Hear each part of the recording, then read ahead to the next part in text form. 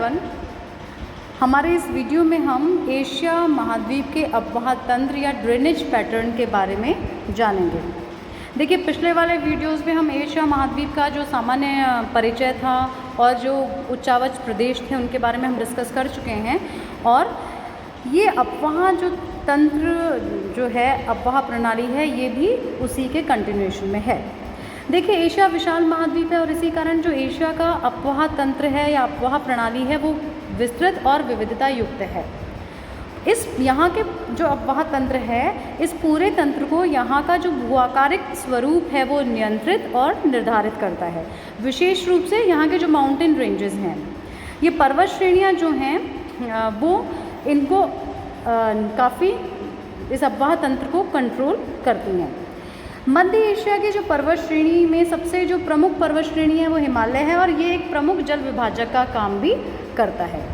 तो क्षेत्रीय प्रकृति के आधार पर एशिया महाद्वीप का जो अफवाह तंत्र है उसे हम मोटे मोटे तौर पर 4 भागों में विभक्त कर सकते हैं। पहला है प्रशांत महासागर या अफवाह क्षेत्र, दूसरा है हिंद महासागर या अफवाह क्षेत्र, तीसरा आर्कटिक महासागर या अफवाह क्षेत्र, और चौथा आंतरिक अफवाह क्षेत्र। इन जो 4 कैटेगरीज हैं, इनमें हम एशिया का जो पूरा ड्रेनेज सिस्टम है उसको डिवाइड करते हैं। तो हम अब सबसे पहले लेते हैं प्रशांत महासागर या अफवाह क्षेत्र। देखिए, यह जो अफवाह क्षेत्र है, इसमें बहने वाली नदियां जो हैं वो मुख्य रूप से मध्य एशिया की उच्च एवं विशाल पर्वत श्रेणियों से निकलकर पूरब की ओर बहती हैं और प्रशांत महासागर में गिरती हैं। इसीलिए इसे प्रशांत महासागर या अफवाह क्षेत्र या तंत्र कहा गया है। इस अफवाह क्षेत्र का जो विस्तार है अपेक्षाकृत कम है, बाकी जो अफवाह तंत्र हैं उनसे काफ़ी कम है। प्रशांत महासागर में जो अफवाह क्षेत्र है उसकी जो इम्पोर्टेंट नदियां हैं वो हैं आमूर, हुआंगहो, यांगटीसी-कियांग, सी-कियांग, मीकांग, मीनाम, रेड आदि। ये जो ये आपको दिख रहा होगा, यांगटीसी-कियांग नदी, सी-कियांग नदी, हुआंगहो नदी, ये सब प्रशांत महासागर या अफवाह क्षेत्र की नदियां हैं। और साथ ही जो मीकोंग, मीनाम, ये सब नदियां इस प्रशांत महासागर या अफवाह क्षेत्र में आती हैं। अन्य जो नदियां हैं उनमें आमूर की जो सहायक नदियां हैं वो हैं उसूरी तथा सुंगारी। हुआंगो की भी सहायक नदियां हैं जिसमें मुख्य सहायक नदियां हैं वोहो और फेनहो। यांगटीसी-कियांग जो नदी है उसकी जो सहायक नदियां हैं वो हैं हान, मिन, कान, चालिंग और सियांग आदि। इस अफवाह क्षेत्र में अनेक प्रकार के अफवाह स्वरूप हमें देखने को मिलते हैं। जैसे हुआंगो का अफवाह जो है वो ऑर्डोस पठार और सिनलिंग पर्वत श्रेणी के निकट भागों में आयताकार अफवाह प्रणाली यानी रेक्टेंगुलर ड्रेनेज प्रणाली बनाता है। वहीं जो यांगटीसी-कियांग जो नदी है वो अपनी सहायक नदियों के साथ वृक्षाय अफवाह यानी जिसे हम कहते हैं इंग्लिश में डेंड्रेटिक ड्रेनेज पैटर्न का विकास करती है। इस क्षेत्र में मिलने वाली नदियों का महत्व जो है वो सिंचाई, कृषि और परिवहन के दृष्टिकोण से हमें अधिक इम्पॉर्टेंट है। इन नदियों में उपजाऊ डेल्टा के मैदान पाए जाते हैं। चीन का विशाल उत्तरी मैदान जो है वो हुआंगहो नदी की ही देन है। हुआंगहो अपनी प्रतिवर्ष आने वाली भयंकर बाढ़ों के कारण चीन का शोक भी कहलाती है। यांगटीसी नदी का भी एक अलग इम्पोर्टेंस है चाइना में। चीन का सबसे घना भाग यांगटीसी-कियांग के डेल्टा में ही मिलता है। यांगटीसी इस क्षेत्र की सबसे बड़ी लंबी या जिसे हम कहते हैं सबसे बड़ी नदी है इस एरिया की, जिसकी जो लंबाई है वो 5120 किलोमीटर है। यांगटीसी नदी अपने मुहाने के आसपास निरंतर मिट्टी जमा करती जा रही है जिससे इसके डेल्टा का उत्तरोत्तर विकास हो रहा है। तो प्रशांत महासागर ये जो अफवाह क्षेत्र है उनकी सबसे इम्पोर्टेंट नदियां हैं यांगटीसी-कियांग, हुआंगहो और बाकी मीकांग, सी-कियांग और मीनाम और रेड नदियाँ। हुआंगहो नदी को चीन का शोक भी कहा जाता है, और ये हुआंगहो नदी जो है वो किस प्रकार का अफवाह प्रणाली का निर्माण करती है? ये रेक्टेंगुलर या आयताकार अपवाह प्रणाली का निर्माण करती है। वही जो यांगत्से-कियांग नदी है वो किस प्रकार की अपवाह प्रणाली का निर्माण कर रही है, वो डेंड्रेटिक ड्रेनेज पैटर्न या वृक्षाकार प्रवाह प्रणाली का निर्माण कर रही है। अब हम आते हैं हिंद महासागर या अपवाह क्षेत्र में। देखिए, हिंद महासागर या अपवाह क्षेत्र पश्चिम में दजला फरात और फरात नदियों के उद्गम स्थान से लेकर पूर्व मलेशिया तक फैला हुआ है। इस अपवाह क्षेत्र में मुख्य जो नदियां हैं वो हैं कौन कौन सी? दजला, जिसे हम टिग्रिस नदी भी कहते हैं, फरात, जिसे हम यूफ्रेट्स नदी भी कहते हैं, सिंध यानी इंडस नदी, गंगा, ब्रह्मपुत्र, ये मुख्य नदियां हैं इस अपवाह क्षेत्र की। मैं एक बार फिर रिपीट कर देती हूँ, ये जो हिंद महासागर या अपवाह क्षेत्र है, इसका जो विस्तार है वो वेस्ट से दजला फरात नदियों के उद्गम स्थान से लेकर पूर्व में मलेशिया तक फैला हुआ है। और इसकी जो मुख्य नदियां हैं, दजला जिसे हम टिग्रिस भी कहते हैं, फरात जिसे यूफ्रेट्स भी कहते हैं, सिंध जिसे हम इंडस नदी भी कहते हैं, और गंगा और ब्रह्मपुत्र, ये मुख्य नदियां हैं। अन्य नदियों में इरावदी, साल्विन, चिंदविन, गोदावरी, नर्मदा, ताप्ती, कृष्णा, कावेरी, महानदी आदि हैं। इस अपवाह की सबसे महत्वपूर्ण विशेषता ये है कि यहाँ नदी अपहरण जो है यानी रिवर कैप्चर जो है उसके अनेक उदाहरण हमें देखने को मिलते हैं। इरावदी और सिंधु इसकी सबसे बड़ी उदाहरण है। प्राचीन काल में उत्तर दक्षिणी घाटी में बहने वाली नदी का सिंधु नदी ने अपहरण किया था।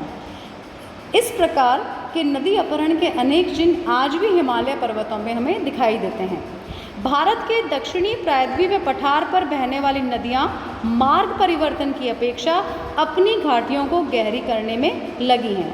इस प्रकार इन नदियों का अपवाह पूर्वोत्पन्न अपवाह प्रणाली यानी एंटीसीडेंट ड्रेनेज पैटर्न में है। ये सारी नदियां जो हैं ये हमारी हिंद महासागर या अपवाह क्षेत्र के अंतर्गत आती हैं।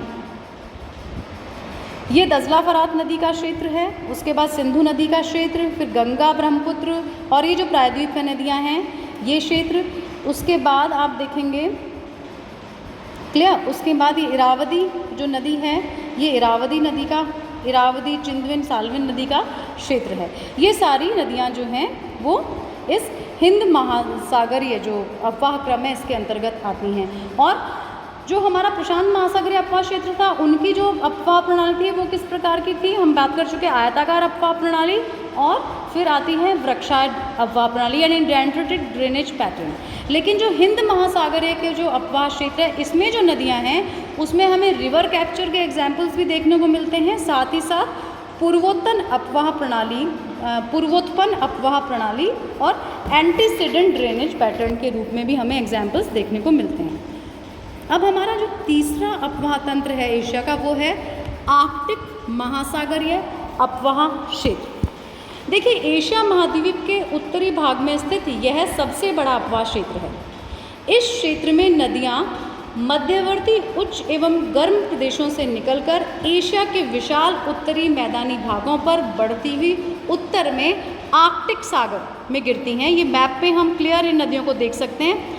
आर्कटिक सागर का रीजन ये आर्कटिक सी है, और ये जो पूरी नदियां जो हैं ये सारी इस आर्कटिक सागर में जा रही हैं, ये और ये।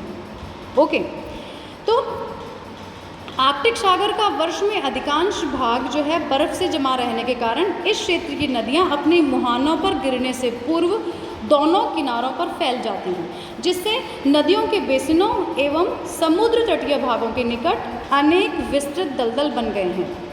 ये दलदली भाग और शीत ऋतु में बर्फ से जम जाने के कारण इस क्षेत्र की नदियों का कोई आर्थिक महत्व नहीं है।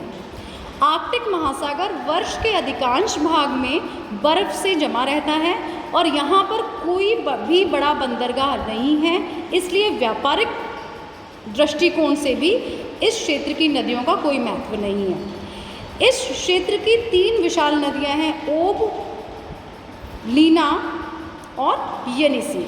ये ही इम्पोर्टेंट जो नदियां हैं, येनिसी, ओबे नदी, ये वाला जो नदी का क्षेत्र है ये ओबे और उसकी सहायक नदियाँ।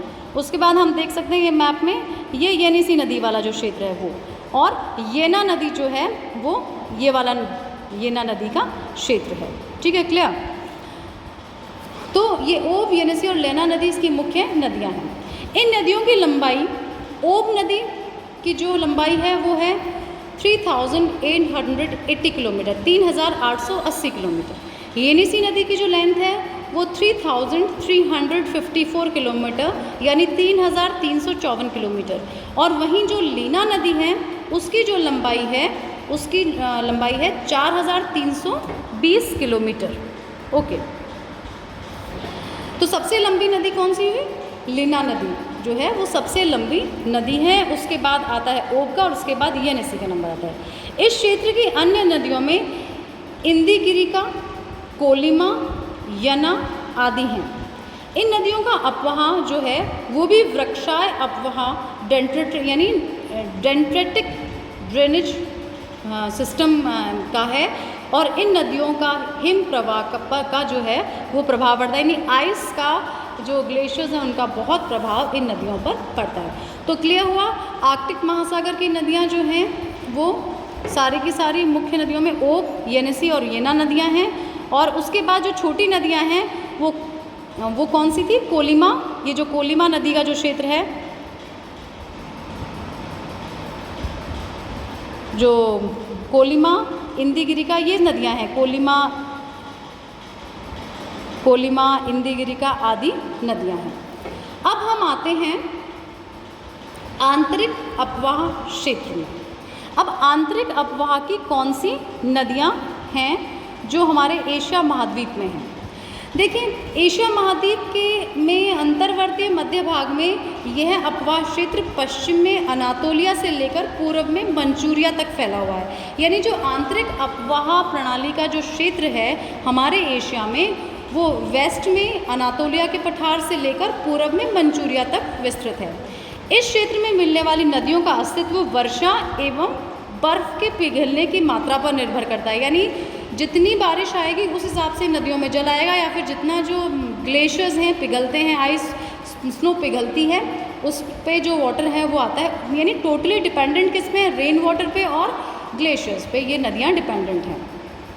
वर्षा होने या बर्फ़ पिघलने पर जब इन नदियों का पर्याप्त जल मिल जाता है तो ये नदियाँ बहकर झीलों या आंतरिक सागरों में गिर जाती हैं, वरना जल की मात्रा कम होने के कारण ये नदियाँ मध्य एशिया के सूखे रेतीले भागों में सूखकर विलीन हो जाती हैं। इस प्रकार के अपवाह क्षेत्रों की नदियों का महत्व बहुत कम है। इस क्षेत्र की मुख्य नदियाँ हैं आमू दरिया, देखिए ये मैप के अंदर हम रख सकते हैं, आमू दरिया, फिर सरदरिया जिसे हम सीर दरिया भी कहते हैं, जो अराल सागर में गिरती हैं। ये वाला जो है ये अराल सागर है, आमू दरिया नदी भी और सीर दरिया नदी भी दोनों यहाँ पे गिर रही हैं। और इसके बाद जो है वो इली, चू और तारिम व खेतान आदि नदियाँ हैं जो बलकश झील और लैपनौर झील में जाकर गिर जाती हैं।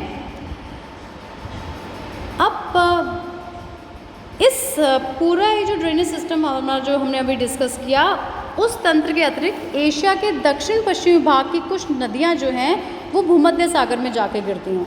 टर्की, सीरिया, जॉर्डन एवं लेबनान की नदियां इस श्रेणी के अंतर्गत आती हैं। ये सामान्यतः छोटी नदियां हैं, इनमें मिनासा, मेडरिस और ओरोंटिस जो नदियां हैं वो मुख्य हैं।